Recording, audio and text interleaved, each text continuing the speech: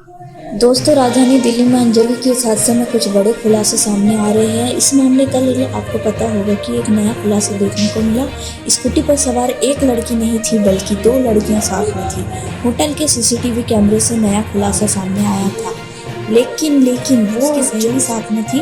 उसके बयानों को लेकर कुछ नए डाउट सामने आ रहे हैं। कल उसकी सहेली ने कहा कि स्कूटी सवार दूसरी लड़की घबरा गई थी।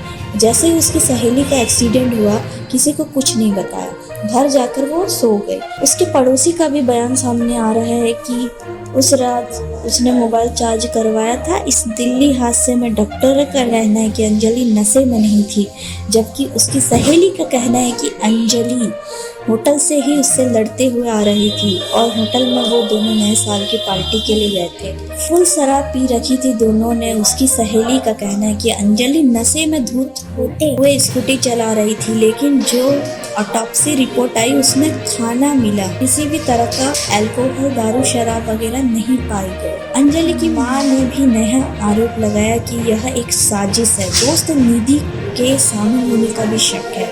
हालांकि इस मामले में निधि ने यह भी खुलासा किया कि टक्कर मारने के बाद जो कार चालक थी, वो 5 आरोपी, उन्होंने कार को 4 बार आगे पीछे किया और अंजलि को बुरी तरीके से रौंद दिया और फिर फंसा कर ले गए। लेकिन यहाँ जो निधि है उसके बयानों में झूठ नजर आ रहा है। वो ये कि अंजलि की मां का कहना है कि वो कभी शराब नहीं पीती थी। निधि झूठी है। अंजलि की मां की ये भी मांग है कि निधि पर भी केस हो और इस केस में निधि भी हो सकती है। दूसरा ये बड़ा सवाल, आखिर ऐसी कौन सी सहेली है जो अंजलि को ऐसे मरता छोड़ जाए। फैमिली ने इसको झूठी बताया, क्योंकि दोस्तों इस केस में ऐसे सवाल है जो निधि के बयानों को और इस केस की सच्चाई को अलग अलग दिशा में मोड़ते हैं। आखिर किस दिशा में इस केस को ले जाना चाहती है। सवाल नंबर 1, जैसे कि दोनों सहेलियां साथ में जा रही थी। निधि की सहेली अंजलि का एक्सीडेंट हो गया और अंजलि को कार में फंसा कर ले गए। 12 से 14 किलोमीटर घसीट कर ले गए। यहाँ तक कि कल तो ये भी आरोप लगाया जा रहा है कि इसके सीन को रिक्रिएट किया तो पता चला कि 12-14 किलोमीटर नहीं बल्कि 40 किलोमीटर तक अंजलि को घसीटा गया था उन कार वालों के द्वारा।